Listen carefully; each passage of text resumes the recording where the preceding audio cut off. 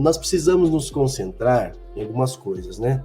Quando a gente lê esse versículo, Apocalipse capítulo 1, versículo 17, né? Então diz assim: e eu, quando ouvi, caí aos seus pés como morto, e ele pôs sobre mim a sua destra, dizendo-me: não temas, eu sou o primeiro e o último. Olha só a resposta de Jesus para João. Então, diante da excelência das revelações e do desafio que ele estava vivendo ali, né? Então ele se prostrou diante de Deus, diante do Senhor, né? E Jesus disse assim: não temas, eu sou o primeiro e o último. Amados, nós precisamos, assim, falar muito seriamente, como estamos falando, referente a esse assunto, né? Algumas frases, assim, marcaram muito, né, a minha mente, né? Uma delas foi essa, uma frase conhecida, né? Dizendo assim: nós precisamos buscar uma fé que pensa e uma razão que crê. Então, ficar meditando, né, em considerações como essa, né? Ou seja, uma fé que pensa e uma razão que crê. Muitas vezes alguém vai para a igreja e ele chega lá, ele escuta os louvores, canta, né, os louvores, ele participa ali da mensagem, e de cada 10 mensagens, 8, de cada 10 louvores, 8 estão dizendo coisas como: Deus é contigo, você vai vencer, você vai conseguir, as promessas de Deus não falham, você é mais do que vencedor, as lutas não vão te atingir. Ou seja, é um triunfalismo. Passam essa ideia de um pai, de um Deus, um pai tão protetor, que parece que nós ficamos ilesos a determinados prejuízos, falências, problemas, escolhas erradas, coisas que desencadeiam muito medo, muita ansiedade e até depressão. Então, de cada 10 mensagens, a pessoa escuta que Deus é com ela. Aí, de repente, ela passa por uma situação na vida dela que ela descobre que, tudo bem, Deus é conosco, porém, coisas ruins acontecem a pessoas boas, né? Quantas vezes na palavra de Deus, os salmos de lamentação, os justos chegando diante de Deus e falando assim: o ímpio tem tudo, o ímpio prospera e o justo não tem, o justo passa dificuldade. Ora, coisas ruins acontecem a pessoas boas. Agora, o apóstolo, ele recebe uma consideração muito importante. Olha o que foi dito a ele: não temas. Na minha Bíblia está assim: não temas, ponto e vírgula, eu sou o primeiro e o último. Quando nós falamos nós precisamos de uma fé que pensa, é porque nós precisamos colocar a nossa mente para trabalhar nas situações da nossa vida, né? Para nós que cremos e obedecemos os mandamentos de Deus, é maravilhoso, né? Nós muitas vezes estudarmos sobre o sábado, sobre o véu, sobre o batismo em nome do Senhor Jesus. Por outro lado, né, ouvimos uma mensagem que Deus está conosco, glória a Deus por isso. Porém, muitas vezes nos falta, né, olhando para a minha vivência, por exemplo, de alguém tratar, né, conosco sobre as falências e os problemas que acometem aqueles que são, né, da verdade. As pressões do dia a dia, né? Muitas vezes a pessoa pega um cargo, né, até dentro da igreja, e ela ali sofre pressões, sofre dificuldades, passa por problemas, né? Então, nós precisamos ficar com essa resposta: eu sou o primeiro e último. O que é nós colocarmos a nossa fé para pensar? A palavra está dizendo assim, que quando ele é o primeiro e o último, ele é aquele que não muda. Ele é aquele que sempre esteve e sempre estará lá, no seu altar exaltado. Glória a Deus por isso.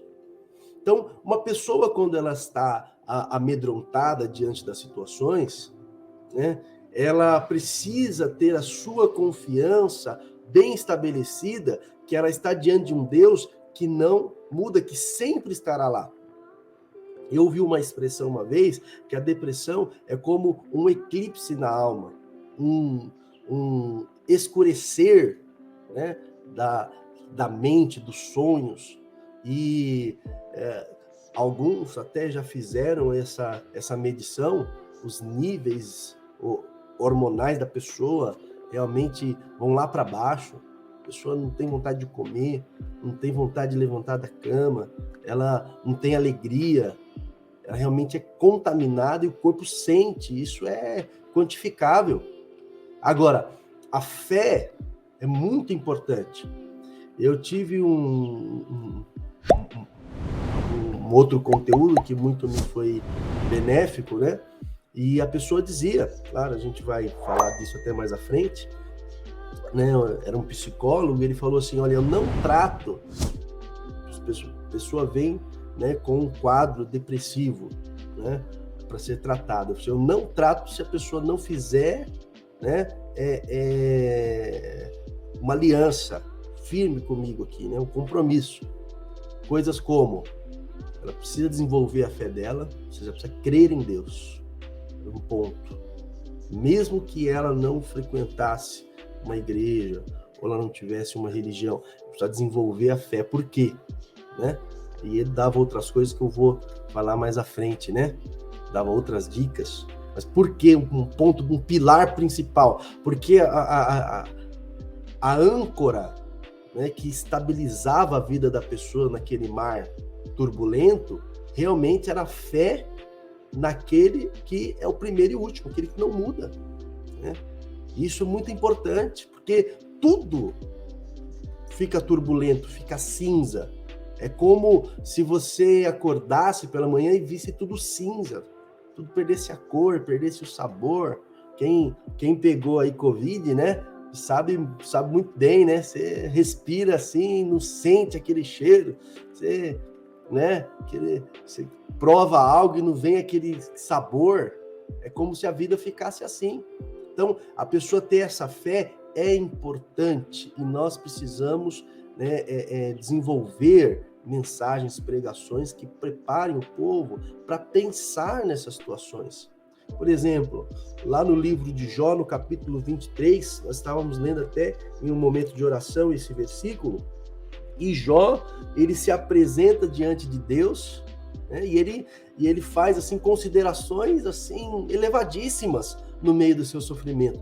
Olha só como no meio do sofrimento de Jó, ele continuou, né, mesmo sem entender propriamente as razões e as permissões de Deus para o seu sofrimento, ele continuou, né, resguardando a sua fé naquele que não muda, que é o primeiro e o último, né? Então, falando de uma fé muito fortificada, né? Então, Jó, ele dizendo, né, que se ele soubesse, né, os motivos do seu sofrimento, ele resolveria, né? Mas olha só o que Jó fala aqui no capítulo 23, no versículo 10. Mas ele, Deus, sabe o meu caminho, prova-me e sairei como ouro. Nas suas pisadas os meus pés se afirmaram. Guardei o seu caminho e não me desviei dele. Jó, ele está dizendo assim, que ele confia que no meio daquele sofrimento que ele estava passando, quem estava provando ele era o próprio Deus. E ele tinha uma confiança, porque ele conhece os caminhos de Deus. Prova-me, sairei como ouro. Ele já estava observando o resultado daquela provação. Por quê? Porque ele sabia que ele estava com a sua fé, com a sua vida nas mãos de Deus. Então, essa fé, quando ela está no nosso coração, né, a gente passa por situações difíceis. De repente, a pessoa não vai conseguir orar, não vai conseguir jejuar, ela vai passar por dificuldade, ela vai precisar de aconselhamento, ela vai precisar pedir uma ajuda. Isso tudo é muito importante. Mas nós precisamos desenvolver se preocupar com a saúde mental, com a saúde espiritual, com o pensamento do povo, né? Porque muitas vezes nós estamos lá, louva, adora, recebe uma mensagem, mas quando passa pelo sofrimento, então a fé abala, né? Então nós precisamos ter um povo, né? E que Deus nos ajude a ser assim, que pense as razões da nossa fé, a firmeza do Senhor Jesus Cristo, o tamanho do sacrifício de Jesus, a obra do Senhor Jesus, que Ele fez por mim e por você, a profundeza, né, da nossa constituição enquanto homens, né, feitos à mão de Deus, a consequência da queda, do pecado, o quanto aquele ato, né, que ocorreu ali em Adão e Eva, eles comeram, seus olhos foram abertos, agora eles conheceram o bem e o mal. Isso é muito amplo. Nós precisamos pensar em o que significa essas palavras, para que no dia do sofrimento, no dia mal, a gente possa estar preparado. Então, um dos pontos principais para vencermos o medo, a ansiedade, a depressão, é realmente termos a fé naquele que não muda, que é o primeiro e o último. E é isso que foi dito a João, né? Então isso é maravilhoso. E a gente precisa, né, contribuir e nos edificar nessa fé, porque essa fé realmente é a que nos conduz, né, para naquele momento do sofrimento a gente olhar para os céus e saber que lá tem alguém que não muda, que continua, que está no controle de todas as coisas.